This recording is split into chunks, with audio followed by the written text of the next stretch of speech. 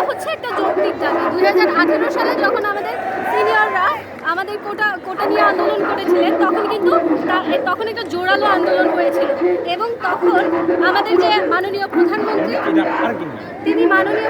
শেখ হাসিনাই বলেছিলেন যে আমাদের ছাত্ররা চাচ্ছে কোটা না থাকুক। এর চেয়ে জোরে আমি বলতে পারি না। আচ্ছা, ঠিক আছে, আমাদের এটা একটা যৌক্তিক দাবি। 2018 সালে যখন আমাদের সিনিয়ররা আন্দোলন করেছিলেন, তখন কিন্তু আমাদের মাননীয় প্রধানমন্ত্রী শেখ হাসিনা বলেছিলেন যে আমাদের ছাত্ররা চাচ্ছে না যে কোটা থাকুক, তো থাকবে না, এ বিষয়ে আর কোনো কথা হবে না। কিন্তু সেটাই গত 5ই জুন অর্থাৎ বন্ধের কিছুদিন আগেই যখন এই কোটাটা আবার পুনর্বহালের দাবি আসলো, তখন প্রথমেই আমাদের ঢাকা বিশ্ববিদ্যালয়ের যারা সিনিয়র আছে এবং আমাদের ব্যাচমেট আছে, তারা এটা মানবে না বলে দাবি করা শুরু করল।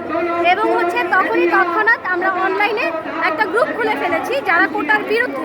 তখনই আমরা একটা আন্দোলন করার ইনিশিয়াল পর্যায়ে কিন্তু একটা ছোটোখাটো আন্দোলন হয়েছিল, কিন্তু বন্ধের কারণে অনেক স্টুডেন্ট ছিল না দেখে ওইটা তখন আমাদেরকে স্থবির রাখতে হয়েছে।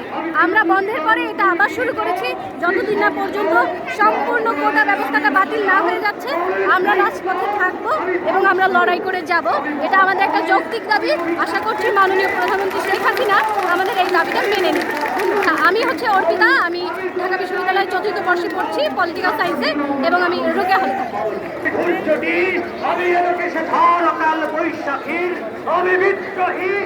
বিদ্রোহী সুত বিশ্ববিধাত্রীর বলবীর চির উন্নত মন্ত্রী।